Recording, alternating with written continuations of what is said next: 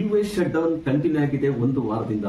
ಮತ್ತೆ ಅದರಲ್ಲೂ F1 visa restriction ಏನಾಗಿದೆ, ಮತ್ತೆ gold and silver record high ಆಗ್ತಿದೆ. ನೆಕ್ಸ್ಟ್ ಟಾರ್ಗೆಟ್ ಏನು, ಮತ್ತೆ ಅದು 50% ಫಾಲ್ ಆಗುತ್ತಾ ಇಲ್ವಾ, ಮತ್ತೆ ಇನ್ನು IT over all results in coming days ಅಲ್ಲಿ ರಿಸಲ್ಟ್ಸ್ ಇದೆ, ಆ ರಿಸಲ್ಟ್ಸ್ ಎಲ್ಲ ಇಂಪ್ಯಾಕ್ಟ್ ಸ್ಟಾರ್ಟ್ ಆಗಿದೆಯಾ ಇಲ್ವಾ ಅಂತ ನೋಡೋಣ. ಇನ್ನ ಲಾಟ್ ಸೈಜ್ ಇಂಡೆಕ್ಸ್ ಅಲ್ಲಿ ಲಾಟ್ ಸೈಜ್ ನೆಕ್ಸ್ಟ್ ಕಾಂಟ್ರಾಕ್ಟ್ ಇಂದ ಚೇಂಜ್ ಆಗ್ತಿದೆ, ಅದ್ರ ಬಗ್ಗೆ ತಿಳ್ಕೊಳ್ಳೋಣ. ಇನ್ನು ಸೆಬಿ ಅವರು F&O ಟ್ರೇಡರ್ಗೆ ಸೆಬಿ ಚೇರ್ಮನ್ ತುನಿಕಾಂತ್ ಪಾಂಡೆ ಅವರು ಒಂದು ವಾರ್ನ್ ಮಾಡ್ತಾರೆ F&O ಅವರಿಗೆ. ಆ ವಾರ್ನಿಂಗ್ ಏನು ಅಂತ ತಿಳ್ಕೊಳ್ಳೋಣ. ಇನ್ನು ಆಮೇಲೆ election, Bihar election coming days ಅಲ್ಲಿ ಇದೆ, ಅದು ಯಾವಾಗ, ರಿಸಲ್ಟ್ಸ್ ಏನು, ಅದ್ರ ಬಗ್ಗೆ ಎಲ್ಲ ತಿಳ್ಕೊಳ್ಳೋಣ. ಮತ್ತೆ ಜಿಯೋ ಪೊಲಿಟಿಕಲ್ ಟೆನ್ಷನ್ ಯಾವ ತರ ಇದೆ, ಮತ್ತೆ ಜಿಯೋ ಮತ್ತು ಬ್ಲಾಕ್ ರಾಕ್ ಡೀಲ್ಸ್ ಏನೇನಿದಾವೆ ಅನ್ನೋದನ್ನೆಲ್ಲ ಈ ವಿಡಿಯೋದಲ್ಲಿ ಸಂಕ್ಷಿಪ್ತವಾಗಿ ಸರಳವಾಗಿ ತಿಳ್ಕೊಳ್ಳೋದಕ್ಕೆ ಪ್ರಯತ್ನ ಪಡೋಣ. ಈ ವಿಡಿಯೋ ಕಂಪ್ಲೀಟ್ ಆಗಿ ನೋಡಿ. ಮಿಸ್ಟರ್ ಪ್ರಾಫಿಟ್ ಕನ್ನಡ ಯೂಟ್ಯೂಬ್ ಚಾನಲ್ಗೆ ಸ್ವಾಗತ. ಸೊ US ಲಾಸ್ಟ್ 8 ಡೇಸ್ ಇಂದ ಕಂಟಿನ್ಯೂ ಆಗಿದೆ ಶಟ್ ಡೌನ್. ಸೊ ಇದರಿಂದ ತುಂಬಾ ಎಫೆಕ್ಟ್ ಆಗ್ತಾ ಇದೆ ಅಂತಾನು ಕಾಣಿಸ್ತಾ ಇದೆ. ಅದ್ರ ಜೊತೆಗೂ US ನವರು ನೋಡಿ, ಟ್ರಂಪ್ ಅವರು F1 ವೀಸಾ ರಿಸ್ಟ್ರಿಕ್ಟ್ ಮಾಡಿದ್ದಾರೆ. F1 ವೀಸಾ ಅಂದ್ರೆ ಏನು, ಸ್ಟೂಡೆಂಟ್ಸ್ ಫಾರಿನ್ ಇದಕ್ಕೆ ಹೋಗ್ಬಿಟ್ಟು US ಹೋಗಿ ಅಲ್ಲಿ ಎಜುಕೇಶನ್ ಕಂಪ್ಲೀಟ್ ಮಾಡ್ಕೊಂಡು ಬರುವಂತದ್ದು. ಸೊ ಈ F1 ವಿಷಯದಲ್ಲಿ ಏನ್ ಮಾಡ್ತಿದ್ದಾರೆ ಅಂದ್ರೆ, ಇನ್ನು ಮೇಲೆ ಯೂನಿವರ್ಸಿಟಿಗಳಲ್ಲಿ ಮ್ಯಾಕ್ಸಿಮಮ್ ಫಾರಿನ್ ಸ್ಟೂಡೆಂಟ್ಸ್ 15% ಅಂತಾನೆ ಹೇಳ್ತಾ ಇದಾರೆ. ಅದರಲ್ಲೂ ಈಚ್ ಕಂಟ್ರಿ ಅಂದ್ರೆ ಮ್ಯಾಕ್ಸಿಮಮ್ ಒಂದು ಕಂಟ್ರಿಗೆ 5% ಮಾತ್ರ ಅಂತ ಹೇಳ್ತಿದ್ದಾರೆ. ಸೊ ಇದರಲ್ಲಿ ಯಾರ್ಯಾವ ಕ್ಯಾಟಗರಿ ಬರ್ತಾರೆ, ಮೇನ್ ಬರುವಂತದ್ದೇ ಇಂಡಿಯಾ, ಚೈನಾ, ಸೌತ್ ಕೊರಿಯಾ ಮತ್ತು ಕೆನಡಾ. ಇವರೇ ತುಂಬಾ ಜನ US ಗೆ ಸ್ಟಡೀಸ್ ಅಂತ ಹೋಗ್ತಾ ಇರೋದು, ಹೈಯರ್ ಸ್ಟಡೀಸ್ ಗೆ ತುಂಬಾ ಹೋಗ್ತಾ ಇರ್ತಾರೆ. ಸೊ ಇವ್ರಿಗೆಲ್ಲ ಒಂಥರ ನಿರಾಸೆ ಆದಂಗಾಗಿದೆ. ಟ್ರಂಪ್ ಡಿಸಿಷನ್ಸ್ ಒಂದಲ್ಲ ಒಂದು ಈ ತರ ತರ್ತಾನೆ ಇದ್ದಾರೆ. ಅದ್ರ ಜೊತೆಗೆ ಇದು ಮಿಡ್ ಮತ್ತು ಲಾರ್ಜ್ ಹೆವಿ ಟ್ರಕ್ಸ್ ಏನೇನಿರ್ತಾವೋ ಅದ್ರ ಮೇಲೆ 25% ಟ್ಯಾರಿಫ್ ತಂದಿದ್ದಾರೆ. ನೋಡಿ, ಟ್ಯಾರಿಫ್ ಅಂತ ಒಂದು ತರ ಟ್ರಂಪ್ ಅವರು ಟ್ಯಾರಿಫ್ ಸರ್ದಾರನ ಅಂತಾನೆ ಹೇಳ್ಬೋದು. ಟ್ಯಾರಿಫ್ ಇಂದಾನೆ ಒಳ್ಳೆ ಪಾಪ್ಯುಲಾರಿಟಿ ಹೊಂದ್ತಾ ಇದ್ದಾರೆ ಅಂತಾನು ಹೇಳ್ಬೋದು. ಇನ್ನು ಟ್ರಂಪ್ ಒಂದು ಸ್ಟೇಟ್ಮೆಂಟ್ ಕೊಡ್ತಾರೆ, ನಾನು ಟ್ಯಾರಿಫ್ ಹಾಕ್ತಾ ಇರೋದು ಒಂದು ಕಂಟ್ರಿ ಮತ್ತು ಇನ್ನೊಂದು ಕಂಟ್ರಿ ಯುದ್ಧ ನಿಲ್ಲಿಸೋದಕ್ಕೆ ಅಂತ. ಆದ್ರೆ ಯುದ್ಧ ನಿಲ್ಲಿಸಿದ ಮೇಲೆ ಇದನ್ನ ಕಡಿಮೆ ಮಾಡ್ಬೋತಾನೆ, ಕಡಿಮೆ ಮಾಡ್ತಾ ಇಲ್ಲ. ಸೊ ಫಸ್ಟ್ ಏನ್ ಹೇಳಿದ್ರು, ನಾವು ರಷ್ಯನ್ ಆಯಿಲ್ ಇಂಪೋರ್ಟ್ ಮಾಡ್ಕೊಂತ ಇರೋದಕ್ಕೆ ಟ್ಯಾರಿಫ್ ಆಗ್ತಾ ಇದೀನಿ ಅಂತ ಹೇಳಿದ್ರು. ಆಮೇಲೆ ಸಡನ್ ಆಗಿ ನಿನ್ನೆ ಸ್ಟೇಟ್ಮೆಂಟ್ ಕೊಡ್ತಾರೆ, ನಾನು ಟ್ಯಾರಿಫ್ ಆಗ್ತಾ ಇರೋದು ಒಂದು ಕಂಟ್ರಿ ಇನ್ನೊಂದು ಕಂಟ್ರಿ ಯುದ್ಧ ಮಾಡದೆ ಶಾಂತಿಯುತವಾಗಿ ಇರ್ಲಿ ಅಂತ ಹೇಳ್ಬಿಟ್ಟು. ನೋಡಿ, ಶಾಂತಿ ಅಂತ ಹೇಳ್ತಾ ಇರ್ತಾರೆ. ಆದ್ರೆ ಈ ಟ್ಯಾರಿಫ್ ಆಗ್ಬಿಟ್ಟು ಮೆಂಟಲಿ ಅವ್ರ ದೇಶಕ್ಕೂ ಮತ್ತು ಹೊರ ದೇಶಕ್ಕೂ ಒಂಥರ ಟಾರ್ಚರ್ ಅಂತಾನೆ ಹೇಳ್ಬೋದು. ಇವಾಗ ನೀವೇ ಇದ್ರ ಬಗ್ಗೆ ಥಿಂಕ್ ಮಾಡಿ. ಎಷ್ಟು ದಿವಸದಿಂದ, ಆಲ್ಮೋಸ್ಟ್ ಏಪ್ರಿಲ್ ಇಂದ ಈ ಟ್ಯಾರಿಫ್ ಬಗ್ಗೆ ಬರ್ತಾನೆ ಇದೆ ನ್ಯೂಸ್. ಪ್ರತಿ ದಿವಸ ಟ್ರಂಪ್ ಅವರು ಹೆಸರಾಗ್ತಾ ಇರೋದೇ ಟ್ಯಾರಿಫ್ ಇಂದ. ಸೊ ಈ ಟ್ಯಾರಿಫ್ ಅವ್ರು ಹೇಳ್ತಾರೆ ನನಗೆ ನೊಬೆಲ್ ಪೀಸ್ ಪ್ರಶಸ್ತಿ ಕೊಡಬೇಕು ಅಂತ. ಆದ್ರೆ ಈ ಟ್ಯಾರಿಫ್ ಇಂದ ಎಷ್ಟೋ ಜನ ಮೆಂಟಲಿ ಟಾರ್ಚರ್ ಸಹ ಅನುಭವಿಸ್ತಾ ಇದ್ದಾರೆ. ನೋಡಿ, ಇಲ್ಲಿ ಈ ಎಫೆಕ್ಟ್ ಆಗ್ತಾ ಇರೋದು US ಇಂದ ಮೇನ್ ಆಗಿ ಬ್ರಿಕ್ಸ್ ಕಂಟ್ರೀಸ್ಗೆ ಅಂತ ಹೇಳ್ಬೋದು. ಯಾಕಂದ್ರೆ ಎಲ್ಲಾ ಟ್ಯಾರಿಫ್ ಆಗಲಿ ಪ್ರತಿಯೊಂದು ಏನೇ ಒಂದು ತರಲಿ ಅವರು ಪಾಲಿಸೀಸ್ ಎಗೇನೆಸ್ಟ್ ಬ್ರಿಕ್ಸ್ ಇದಾವೆ ಹೊರತು ಬೇರೆ ದೇಶಗಳಿಗೆ ತುಂಬಾ ಕಡಿಮೆ. ನೋಡಿ, ಫಸ್ಟ್ 25% ಟ್ಯಾರಿಫ್ ತಂದ್ರು ಇಂಡಿಯಾಗೆ, ಆಮೇಲೆ ಅಡಿಷನಲ್ ಟ್ಯಾರಿಫ್ ಅಂತ ಹಾಕಿದ್ರು. H1B ವೀಸಾ ಆಯ್ತು, ಆಮೇಲೆ ಫಾರ್ಮಾ ಸೆಕ್ಟರ್ ಆಯ್ತು, IT ಸೆಕ್ಟರ್ ಆಯ್ತು. ಈಗ ಬಂದಿರೋದು ಮತ್ತೆ ಸಿನಿ ಇಂಡಸ್ಟ್ರೀಸ್ ಆಗ್ಬೋದು, ಆಮೇಲೆ ಫರ್ನಿಚರ್ ಮೇಲೆ ಹಾಕಿದ್ರು. ಈಗ ಹೆವಿ ವೆಹಿಕಲ್ಸ್, ಈಗ ಬರ್ತಾ ಇರೋದು ಹೆವಿ ವೆಹಿಕಲ್ಸ್ ಅಂತ ಇದಾರೆ. ಆಮೇಲೆ ಸ್ಟೂಡೆಂಟ್ಸ್ ಯಾರ್ಯಾರು ಫಾರಿನ್ ಸ್ಟೂಡೆಂಟ್ಸ್ ಯಾರ್ಯಾರು ಎಜುಕೇಶನ್ಗೆ ಅಂತ ಬರ್ತಾರೋ ಅವ್ರಿಗೂ ಒಂಥರ ರಿಸ್ಟ್ರಿಕ್ಟ್ ಮಾಡ್ತಾರೆ. ಅಂದ್ರೆ ಎಲ್ಲಾ ಒಂದು ಇದ್ರಲ್ಲೂ ಟ್ರಂಪ್ ಅವರು ರಿಸ್ಟ್ರಿಕ್ಟ್ ಮಾಡ್ತಾನೆ ಬಂದಿದ್ದಾರೆ. ಇದರಿಂದ ನಮ್ಮ ದೇಶಕ್ಕೆ ಅಂದ್ರೆ ಭಾರತ ದೇಶಕ್ಕೆ ತುಂಬಾ ಅನಾನುಕೂಲನೇ ಅಂತ ಹೇಳ್ಬೋದು. ಇನ್ನು US shut down from October 1 ಇಂದ ಆಗಿದೆ, ಇಲ್ಲಿವರೆಗೂ ಕಂಟಿನ್ಯೂಷನ್ ಆಗ್ತಾ ಇದೆ. ಇದರಿಂದ ಆಲ್ಮೋಸ್ಟ್ 8 lakh ಗೌರ್ಮೆಂಟ್ ಎಂಪ್ಲಾಯ್ಸ್ ಅಂದ್ರೆ US ಗೌರ್ಮೆಂಟ್ ಎಂಪ್ಲಾಯ್ಸ್ಗೆ ಸ್ಯಾಲರಿನೇ ಬಂದಿಲ್ಲ. ಈ ಸ್ಯಾಲರಿ ಬರದೇ ಇರೋದ್ರಿಂದ ಎಷ್ಟೋ ಜನ ತುಂಬಾ ಕಷ್ಟ ಅನುಭವಿಸ್ತಾರೆ. ಪರ್ಚೇಸಿಂಗ್ ಪವರ್ ಕಡಿಮೆ ಆಗ್ಬಿಟ್ಟು ಅವ್ರ ಎಕಾನಮಿ ಸ್ಲೋ ಡೌನ್ ಆಗ್ತಾ ಇದೆ ಅಂತಾನು ಹೇಳ್ಬೋದು. ಲಾಸ್ಟ್ 3 days ಇಂದ ನೋಡಿದ್ರೆ ಅವ್ರ ಒಂದು ಇಂಡೆಕ್ಸ್ ಸ್ಲೋಲಿ ಬೀಳ್ತಾನೆ ಇದೆ, ಸ್ವಲ್ಪ ಲಾಸ್ ಆಗ್ತಾನೆ ಇದೆ ಅಂತಾನು ಹೇಳ್ಬೋದು. ಇನ್ನು ಅದ್ರ ಜೊತೆಗೆ ಸ್ಲೋ ಡೌನ್ ಜೊತೆಗೆ ಪಿಯೂಷ್ ಗೋಯಲ್ ಅವರು ಹೇಳಿದ್ದಾರೆ, ಈ ಶಟ್ ಡೌನ್ ಆಗಿರೋದ್ರಿಂದ ನಮ್ಮ ಒಂದು ಟ್ರೇಡ್ ಡೀಲ್ಗಳು ಡಿಲೇ ಆಗ್ತಾ ಇದಾವೆ ಅಂತಾನು ಹೇಳ್ತಾ ಇದ್ದಾರೆ. ಸೊ ಇನ್ ಮುಂದೆ ಎಲ್ಲಿವರೆಗೂ ಈ ಶಟ್ ಡೌನ್ ಕಂಟಿನ್ಯೂ ಆಗುತ್ತೆ ಅಂತ ನೋಡ್ಬೇಕು, ಯಾವ ಹಂತಕ್ಕೆ ತಲುಪುತ್ತೆ ಅಂತಾನು ನೋಡ್ಬೇಕಾಗಿದೆ ಮುಂದಿನ ದಿನಗಳಲ್ಲಿ. ಇನ್ನು gold and silver it's A record high. ನಾವು ಪ್ರೀವಿಯಸ್ ವಿಡಿಯೋಗಳಲ್ಲಿ ಮಾತಾಡ್ಕೊಂತ ಇದ್ವಿ, ಗೋಲ್ಡ್ ಫಸ್ಟ್ ಟಾರ್ಗೆಟ್ $4,000 ಅಂತ ಹೇಳ್ಬಿಟ್ಟು ಇವತ್ತು $4,000 ಹೋಗ್ಬಿಟ್ಟಿದೆ. $4,200 ಅಂತಾನು ಹೇಳ್ತಾ ಇದ್ರು. UBS ಅವರು ಹೇಳ್ತಾ ಇದ್ರು ಗೋಲ್ಡ್ ಅಪ್ ಆಗುತ್ತೆ ಅಂತಾನೆ ಹೇಳ್ತಾ ಇದ್ರೆ $4,200 ಅಂತ ಹೇಳ್ಬಿಟ್ಟು. ಆದ್ರೆ ಇವತ್ತು ಗೋಲ್ಡ್ ಮೆನ್ ಸೆಕ್ಟರ್ ಹೇಳ್ತಾ ಇದ್ರೆ $4,800 to $4,900 ಟಾರ್ಗೆಟ್ ಅಂತ ಹೇಳ್ತಾ ಇದ್ದಾರೆ. ಸೊ ಈ ಗೋಲ್ಡ್ ಇನ್ಕ್ರೀಸ್ ಆಗ್ತಾ ಇರೋದು ಇಷ್ಟು ದಿವಸದಿಂದ ನಾವು ಪ್ರೀವಿಯಸ್ ವಿಡಿಯೋಗಳೆಲ್ಲ ಮಾತಾಡ್ಕೊಂತಾನೆ ಇದೀವಿ. ನಾವು ನೀವು ಬೈ ಮಾಡಿದ್ರೆ ಇಷ್ಟು ಯೂಸ್ ಆಗಿ ಏನು ಬೈ ಮಾಡಲ್ಲ. ಬೈ ಮಾಡ್ತಾ ಇರೋದು ಅಂದ್ರೆ ಮೇನ್ ರೀಸನ್ ಸೆಂಟ್ರಲ್ ಬ್ಯಾಂಕ್ಸ್. ಇವಾಗ ಚೈನಾ ಅಂಡ್ ಇಂಡಿಯಾ ಇವೆರಡು ಸೆಂಟ್ರಲ್ ಬ್ಯಾಂಕ್ಸ್ ಗೋಲ್ಡ್ ನ ತುಂಬಾ ಬೈ ಮಾಡ್ತಾ ಇದ್ದಾರೆ. ಸೊ ಇದಕ್ಕೆ ರೀಸನ್ ಆಲ್ರೆಡಿ ನಾವು ಡಿಸ್ಕಸ್ ಮಾಡ್ದಂಗೆ ಟ್ರಂಪ್ ಒಂದು ಡಿಸಿಷನ್ ಪಾಲಿಸೀಸ್ ಇರ್ಬೋದು, ಇವೆಲ್ಲ ಇರೋದ್ರಿಂದ ಸೊ ಗೋಲ್ಡ್ ಮೇಲೆನೆ ಯೂನಿವರ್ಸಲ್ ಎಕ್ಸ್ಚೇಂಜ್ ಆಗ್ಬೇಕಾದ್ರೆ ಕನ್ವರ್ಟ್ ಮಾಡ್ಕೋಬಹುದು ಗೋಲ್ಡ್ ಇದ್ರೆ. ಅದೇ ಡಾಲರ್ ಇದ್ರೆ ಈ ತರ ಸಮಸ್ಯೆಗಳು ಬರ್ಬೋದು, ಏನಾದ್ರು ಸಮಸ್ಯೆ ಬರ್ಬೋದು ಅನ್ನೋ ಒಂದು ರೀಸನ್ ಇಂದ ಗೋಲ್ಡ್ ನ ಪರ್ಚೇಸ್ ಮಾಡ್ತಾನೆ ಇದ್ದಾರೆ. ಗೋಲ್ಡ್ಮನ್ ಸಾಕರು ಒಂದು ಸರ್ವೆ ಇದ್ರೆ ಹೇಳ್ತಾರೆ ಈ ಇಯರ್ 2025 ಅಲ್ಲಿ 80 ಟನ್ಸ್ ಅಷ್ಟು ಸೆಂಟ್ರಲ್ ಬ್ಯಾಂಕ್ ಅವರೇ ಗೋಲ್ಡ್ ನ ಬೈ ಮಾಡಿದ್ದಾರೆ ಅಂತ ಹೇಳ್ತಾ ಇದ್ದಾರೆ. ಇನ್ನು ನೆಕ್ಸ್ಟ್ ಕಮಿಂಗ್ 2026 ಅಲ್ಲೂ 70 ಟನ್ಸ್ ಅಷ್ಟು ಗೋಲ್ಡ್ ನ ಬೈ ಮಾಡಬಹುದು ಅಂತ ಹೇಳ್ತಿದ್ದಾರೆ. ಸೊ ನೋಡಿ, ಇಷ್ಟು ಯೂಸ್ ಆಗಿ ಬೈ ಮಾಡೋದ್ರಿಂದ ಸೊ ಗೋಲ್ಡ್ ಅಪ್ ಆಗೋ ಸಾಧ್ಯತೆನೇ ಹೆಚ್ಚಾಗಿರುತ್ತೆ, ಕಡಿಮೆ ಆಗೋ ಸಾಧ್ಯತೆ ತುಂಬಾ ಕಡಿಮೆ ಇರುತ್ತೆ ಅಂತ ಹೇಳ್ಬೋದು. ತುಂಬಾ ಕಡಿಮೆ ಇರುತ್ತೆ ಅಂತ. ಗೋಲ್ಡ್ ಬಗ್ಗೆ ಇನ್ನೂ ಒಬ್ಬ ಎಕ್ಸ್ಪರ್ಟ್ ಅಮಿತ್ ಗೋಯಲ್ ಅನ್ನೋರು ಒಂದು ಕಮೆಂಟ್ ಮಾಡಿದ್ದಾರೆ.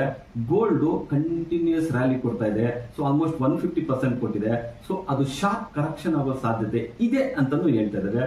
ಆರ್ಟಿಕಲ್ ಬಂದಿತ್ತು, ಸೊ 30% ಗೋಲ್ಡ್ ಕರೆಕ್ಷನ್ ಆಗ್ಬೋದು, ಮತ್ತೆ 50% ವರೆಗೂ ಸಿಲ್ವರ್ ಕರೆಕ್ಷನ್ ಆಗ್ಬೋದು ಅಂತ ಒಂದು ಆರ್ಟಿಕಲ್ ಬಂದಿದೆ. 30% ಅಂದ್ರೆ ಎಷ್ಟು? ಅವರು ನಾನ್ ಬೈ ಮಾಡ್ತೀನಿ ಅಂದ್ರೆ ಅಮಿತ್ ಗೋಯಲ್ ಅವ್ರಿಗೆ ಬೈ ಮಾಡ್ತೀನಿ $2,800 ಪರ್ ಅನ್ಸ್ ಬಂದ್ರೆ ಮಾತ್ರ ಬೈ ಮಾಡ್ತೀನಿ ಅಂತ ಒಂದು ಕಮೆಂಟ್ ಹೇಳಿದ್ದಾರೆ. ಸೊ ಈ ತರ ಬರಬೇಕಾದ್ರೆ ರೀಸನ್ ಏನಾಗಿರ್ಬೋದು? ಸೊ ಒಂದು ಗೋಲ್ಡ್ ಪ್ರತಿ ಒಂದು ಸ್ಮಾಲ್ ಡಿಪ್ ಅಲ್ಲೂ ETF ಅಂತ ಇನ್ಕ್ರೀಸ್ ಆಗ್ತಾ ಇದೆ. ETF ಅಂದ್ರೆ ರಿಟೈಲರ್ ಇನ್ವೆಸ್ಟ್ಮೆಂಟ್ ಅಂತ ಇನ್ಕ್ರೀಸ್ ಆಗ್ತಾ ಇದೆ. ಡೇಟಾ ಪ್ರಕಾರ ಆಲ್ಮೋಸ್ಟ್ 16-17% ಇನ್ಕ್ರೀಸ್ ಆಗ್ತಾನೆ ಇದೆ. ಇನ್ನು ಅದ್ರ ಜೊತೆಗೆ ಸೆಂಟ್ರಲ್ ಬ್ಯಾಂಕ್ ಅವರು ಬೈ ಮಾಡ್ತಾ ಇದ್ದಾರೆ. ಸೊ ಇದರಿಂದ ಏನ್ ಕಡಿಮೆ ಆಗುತ್ತೆ ಅಂದ್ರೆ, ಯಾವಾಗ ಸೆಂಟ್ರಲ್ ಬ್ಯಾಂಕ್ ಅವರು ಪರ್ಚೇಸ್ ಮಾಡೋದು ಕಡಿಮೆ ಮಾಡ್ತಾರೆ, ನಿಲ್ಲಿಸ್ತಾರೆ, ಮತ್ತೆ ಸೆಂಟ್ರಲ್ ಬ್ಯಾಂಕ್ ಅವರು ಯಾವಾಗ ಗೋಲ್ಡ್ ಸೆಲ್ ಮಾಡ್ತಾರೆ, ಸೊ ಅವಾಗ ಮಾತ್ರ ಕಡಿಮೆ ಆಗೋ ಸಾಧ್ಯತೆ ಇದೆ. ಅದ್ರ ಜೊತೆಗೆ ಸಪ್ಲೈನು ಜಾಸ್ತಿ ಆಗ್ಬೇಕು, ಆಗ ಮಾತ್ರನೇ ಗೋಲ್ಡ್ ಕಡಿಮೆ ಆಗೋ ಸಾಧ್ಯತೆ ಇರುತ್ತೆ. ಸೊ ಗೋಲ್ಡ್ ಏನು ಅವ್ರು ಹೇಳ್ತಾ ಇರೋದು ಇವಾಗ 4,800 or 4,900 ಹೋಗ್ತದೆ ಅಂತ ಹೇಳ್ತಾ ಇರೋದು ಗೋಲ್ಡ್ ಮ್ಯಾನ್ ಸಾಕು ನಾಳೆ ನಾಡಿದ್ದೆ ಅಂತಲ್ಲ, 2026 ಎಂಟಿಗೆ ಹೋಗುತ್ತೆ ಅಂತ ಗೋಲ್ಡ್ ಮ್ಯಾನ್ ಸಾಕ್ ಹೇಳ್ತಾ ಇದಾರೆ. ಸೊ ಅದೇ ತರನೇ ಅಮಿತ್ ಗೋಯಲ್ ಅವರು ಹೇಳ್ತಾ ಇದ್ದಾರೆ. ಅವರು $2.3 ಬಿಲಿಯನ್ ಒಂದು ಅಸೆಟ್ ಮ್ಯಾನೇಜ್ ಮಾಡ್ತಾ ಇರ್ತಾರೆ. ಅವ್ರ ಕಂಪನಿ ಬಂದ್ಬಿಟ್ಟು ಅವರು ಚೀಫ್ ಆಗಿರ್ತಾರೆ. ಗ್ಲೋಬಲ್ ಸ್ಟ್ರಾಟಜಿಕ್ 360 ಫೇಸ್ 360 ಅವರು ಒಬ್ಬ ಚೀಫ್ ಆಗಿರ್ತಾರೆ. ಅವರು ಸ್ಟ್ರಾಟಜಿಸ್ಟ್ ಆಗಿದ್ದಾರೆ. ಸೊ ಅವರು ಹೇಳ್ತಾ ಇದಾರೆ ಅಂದ್ರೆ ಅದಕ್ಕೊಂದು ಸ್ವಲ್ಪ ವ್ಯಾಲ್ಯೂ ಇರುತ್ತೆ. ಸೊ ಇದೇ ತರ ಹೆಂಗಾಗಿತ್ತಂದ್ರೆ 2007 to 2012 ಏನಾಗಿತ್ತಂದ್ರೆ 200% ರ್ಯಾಲಿ ಕೊಟ್ಟಿತ್ತು. 2012 to 15 ಅದು ಅಲ್ಲೇ ಸೇಮ್ ಸಸ್ಟೈನ್ ಆಗಿ 2012 to 15 ಆಲ್ಮೋಸ್ಟ್ 30% ಅಷ್ಟು ಕರೆಕ್ಷನ್ ಕೊಟ್ಟಿತ್ತು. ಸೊ ಈಗಲೂ ಅಷ್ಟೇ ಲಾಸ್ಟ್ 3 ಇಯರ್ಸ್ ಅಂದ್ರೆ 2020, 21, 22 ಆಲ್ಮೋಸ್ಟ್ 50,000 ರೇಂಜ್ ಅಲ್ಲಿ ಅದು ಟ್ರೇಡ್ ಆಗ್ತಾ ಇತ್ತು. ಸೊ ಯಾವಾಗ 22 ಇಂದ ಇಲ್ಲಿವರೆಗೂ ಅಂದ್ರೆ ಲಾಸ್ಟ್ 2.5 ಇಯರ್ಸ್ ಅಲ್ಲಿ ಆಲ್ಮೋಸ್ಟ್ 150% ರ್ಯಾಲಿ ಕೊಟ್ಟಿದೆ. ಅಂದ್ರೆ 50,000 ಇದ್ದಿದ್ದು ಈಗ 1,20,000 ಅಷ್ಟು ಮೂವ್ ಆಗಿದೆ. ನೋಡಿ, ಎಲ್ಲ ಏನ್ ಥಿಂಕ್ ಮಾಡ್ತಿದ್ರು, ಗೋಲ್ಡ್ ಅಪ್ ಆಗುತ್ತೆ, ಮಾರ್ಕೆಟ್ ಬೀಳುತ್ತೆ ಅಂತಾನೆ ಥಿಂಕ್ ಮಾಡ್ತಿದ್ರು. ಆದ್ರೆ ನೋಡಿ, ಲಾಸ್ಟ್ 6 ಮಂತ್ಸ್ ಇಂದ ಗೋಲ್ಡ್ ರ್ಯಾಲಿ ಕೊಡ್ತಾ ಇದೆ, ಮಾರ್ಕೆಟ್ ರ್ಯಾಲಿ ಕೊಡ್ತಾ ಇದೆ. ಅಮೆರಿಕದ ಡೌ ಜೋನ್ಸ್ ಮಾರ್ಕೆಟ್ ನೋಡೋದಾದ್ರೆ ಲಾಸ್ಟ್ 6 ಮಂತ್ಸ್ ಅಲ್ಲೇ ಅಂದ್ರೆ ಏಪ್ರಿಲ್ 1 ಇಂದ ಇಲ್ಲಿವರೆಗೂ 24% ಅಪ್ಸೈಡ್ ರ್ಯಾಲಿ ಕೊಟ್ಟಿದೆ. ಸೊ ಅದೇ ತರ ಏಷ್ಯನ್ ಮಾರ್ಕೆಟ್ ಅಲ್ಲಿ ಜಪಾನ್ ಮಾರ್ಕೆಟ್ ಆಗ್ಬೋದು, ಹಾಂಗ್ಕಾಂಗ್ ಮಾರ್ಕೆಟ್ ಆಗ್ಬೋದು, ಇವೆಲ್ಲ ನೋಡಿದ್ರು ಜಪಾನ್ ಮಾರ್ಕೆಟ್ 45% ಅಪ್ಸೈಡ್ ರ್ಯಾಲಿ ಕೊಟ್ಟಿದೆ. ಸೊ ಆದ್ರೆ ಇಂಡಿಯನ್ ಮಾರ್ಕೆಟ್ ಮಾತ್ರ ಏಪ್ರಿಲ್ ಇಂದ ಇಲ್ಲಿವರೆಗೂ ರ್ಯಾಲಿ ಕೊಟ್ಟಿರೋದು ಬರೀ 11% ಅಷ್ಟೇ. ಸೊ ನಮ್ಗೆ 3 ರೇಟಿಂಗ್ಸ್ ಬಂದಿದ್ದಾವೆ, ಎಲ್ಲ ಅಪ್ಗ್ರೇಡೇಷನ್ ಬಂದಿದೆ. ಸೊ ಆದ್ರೂ ನಮ್ಮ ಮಾರ್ಕೆಟ್ ಎಮರ್ಜಿಂಗ್ ಮಾರ್ಕೆಟ್ ಅಂತ ಹೇಳ್ತಾರೆ. ಎಮರ್ಜಿಂಗ್ ಮಾರ್ಕೆಟ್ ಯಾವಾಗ್ಲೂ ಜಾಸ್ತಿ ಅಪ್ಸೈಡ್ ರ್ಯಾಲಿ ಕೊಡ್ಬೇಕಾಗಿತ್ತು ಹೊರತು, ಆದ್ರೆ ಈ ಸರಿ ಇನ್ನೂ ರ್ಯಾಲಿ ಕೊಟ್ಟಿಲ್ಲ. ಸೊ ಈಗ ರಿಸಲ್ಟ್ಸ್ ಇದೆ, ಆ ರಿಸಲ್ಟ್ಸ್ ಇಂಪ್ಯಾಕ್ಟ್ ಇಂದ ಏನಾದ್ರು ನಮ್ದು ರ್ಯಾಲಿ ಕೊಡ್ಬೋದಾ? ಫಸ್ಟ್ ಸ್ಟಾರ್ಟಿಂಗು ಗುರುವಾರ ಅಂದ್ರೆ 9th ಅಕ್ಟೋಬರ್ ಇಂದ TCS ರಿಸಲ್ಟ್ ಸ್ಟಾರ್ಟ್ ಆಗುತ್ತೆ. ಸೊ ಅಲ್ಲಿಂದ ಸ್ಟಾರ್ಟ್ ಆಗುತ್ತೆ. ಇವಾಗ ಲಾಸ್ಟ್ 3 ಡೇಸ್ ಇಂದ ನೋಡೋದಾದ್ರೆ, ಮಾರ್ಕೆಟ್ ಅಬ್ಸರ್ವ್ ಮಾಡೋದಾದ್ರೆ IT ಸ್ವಲ್ಪ ಬೈಯಿಂಗ್ ಬಂದಿದೆ ಅಂತಾನೆ ಹೇಳ್ಬೋದು. ಸೊ ಇದೇನಾದ್ರೂ ಒಂದು ಇಂಟ್ ಆಗಿರ್ಬೋದಾ IT ಸೆಕ್ಟರ್ಗೆ ಪಾಸಿಟಿವ್ನೆಸ್ ಅಂತ ಒಂದು ಅನಾಲಿಸಿಸ್ ಬರ್ತಾ ಇದೆ. ಸೊ ಇದೇನಾದ್ರೂ ಪಾಸಿಟಿವ್ ಆಗಿದ್ರೆ IT ಸೆಕ್ಟರ್ ಮುಂದೆ ಹೋಗುತ್ತೆ. ಅದೇ ತರ ನಮ್ಮ ಒಂದು ನಿಫ್ಟಿನೂ ಸಹ ಮೇಲೆ ಹೋಗೋ ಸಾಧ್ಯತೆ ಹೆಚ್ಚಾಗಿರುತ್ತೆ. ಫಸ್ಟ್ IT ಬಂದ್ರೆ ನೆಕ್ಸ್ಟ್ ಫೈನಾನ್ಷಿಯಲ್, FMCG ಈ ತರ ಬರ್ತಾನೆ ಇರುತ್ತೆ. ಸೊ ಒಂದು ಪಾಸಿಟಿವ್ ಬರುತ್ತೆ, it's a very important role ಅಂತ ಹೇಳ್ಬೋದು. ಇನ್ನಾಮೇಲೆ ಬಂದ್ಬಿಟ್ಟು lot size, index lot size ಈಗ ಏನಿದೆ ಲಾಟ್ ಸೈಜ್ ಅದು ಚೇಂಜ್ ಆಗ್ತಾ ಇದೆ. ಯಾಕಂದ್ರೆ ಎವ್ರಿ 6 ಮಂತ್ಸ್ ಆರ್ 1 ಇಯರ್ ಅದನ್ನ ಬ್ಯಾಲೆನ್ಸಿಂಗ್ ಮಾಡ್ತಾ ಇರ್ತಾರೆ. ನೋಡಿ, ಈಗಿರೋದು ನಿಫ್ಟಿ ಲಾಟ್ ಸೈಜ್ ಬಂದ್ಬಿಟ್ಟು 75 ಲಾಟ್ ಸೈಜ್ ಇದೆ, ಇಂಡೆಕ್ಸ್ ಆಪ್ಷನ್ ಲಾಟ್ ಸೈಜ್. ಇನ್ನು ಮುಂದೆ ಬಂದ್ಬಿಟ್ಟು ನೆಕ್ಸ್ಟ್ ಕಾಂಟ್ರಾಕ್ಟ್ ಅಲ್ಲಿ 65 ಇರುತ್ತೆ. ಇನ್ನು ಬ್ಯಾಂಕ್ ನಿಫ್ಟಿ ಬಂದ್ಬಿಟ್ಟು ಈಗ 35 ಇದೆ, ನೆಕ್ಸ್ಟ್ ಬಂದ್ಬಿಟ್ಟು 30 ಆಗುತ್ತೆ. ಇನ್ನು ನಿಫ್ಟಿ ಫಿನಾನ್ಷಿಯಲ್ ಸರ್ವಿಸ್ ನಿಫ್ಟಿ ಬಂದ್ಬಿಟ್ಟು ಈಗ 65 ಇದೆ, ನೆಕ್ಸ್ಟ್ ಕಾಂಟ್ರಾಕ್ಟ್ ಇಂದ 60 ಆಗುತ್ತೆ. ಇನ್ನ ಮಿಡ್ ನಿಫ್ಟಿ ಬಂದ್ಬಿಟ್ಟು ಈಗ 140 ಇದೆ, ನೆಕ್ಸ್ಟ್ ಕಾಂಟ್ರಾಕ್ಟ್ ಇಂದ 120 ಆಗುತ್ತೆ. ಇನ್ನ ನಿಫ್ಟಿ ನೆಕ್ಸ್ಟ್ 50 ಈಗೇನಿದೆಯೋ ಮುಂದೆನೂ ಅದೇ 25 ಇರುತ್ತೆ. ಆದ್ರೆ ಈಕ್ವಿಟಿ ಡಿರೈವೇಟಿವ್ಸ್ ಅಲ್ಲಿ ಯಾವುದೇ ಲಾಟ್ ಸೈಜ್ ಚೇಂಜಸ್ ಸದ್ಯಕ್ಕೆ ಯಾವ ಅಪ್ಡೇಷನ್ ಬಂದಿಲ್ಲ. ಚೇರ್ಮನ್ ತುನಿಕಾಂತ್ ಪಾಂಡೆ ಅವರು F&O ಟ್ರೇಡರ್ಸ್ ಗೆ ಒಂದು ವಾರ್ನ್ ಮಾಡ್ತಾರೆ. ವಾರ್ನ್ ಅಂದ್ರೆ ಹೇಳ್ತಾರೆ, F&O ಎಲ್ಲರಿಗೂ ಗೊತ್ತಿದ್ದಂಗೆ ಆಲ್ಮೋಸ್ಟ್ 96% ಲಾಸ್ ಅಲ್ಲೇ ಟ್ರೇಡ್ ಮಾಡ್ತಾ ಇದ್ದಾರೆ ರಿಟೇಲರ್ಸ್ ಅಂತ ಹೇಳ್ಬೋದು.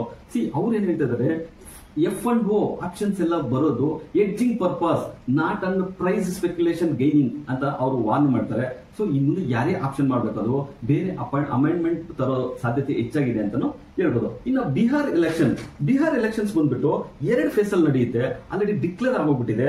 ಫಸ್ಟ್ ಫೇಸ್ ಬಂದ್ಬಿಟ್ಟು 6th ನವೆಂಬರ್, ಸೆಕೆಂಡ್ ಫೇಸ್ ಬಂದ್ಬಿಟ್ಟು 11th ನವೆಂಬರ್ ಇರುತ್ತೆ. ಸೊ ಕೌಂಟಿಂಗ್ ಬಂದ್ಬಿಟ್ಟು 14th ನವೆಂಬರ್. ಸೊ ಇನ್ನು ಆಲ್ಮೋಸ್ಟ್ ಇನ್ನು ಬಿಹಾರ್ ಎಲೆಕ್ಷನ್ ಅಂತ ದೊಡ್ಡ ಇಂಪ್ಯಾಕ್ಟ್ ಆಗದೆ ಇರಬಹುದು ಮಾರ್ಕೆಟ್ಗೆ, ಅದನ್ನು ಸಣ್ಣ ಪುಟ್ಟ ಇಂಪ್ಯಾಕ್ಟ್ ಆಗೋ ಸಾಧ್ಯತೆ ಇರುತ್ತೆ.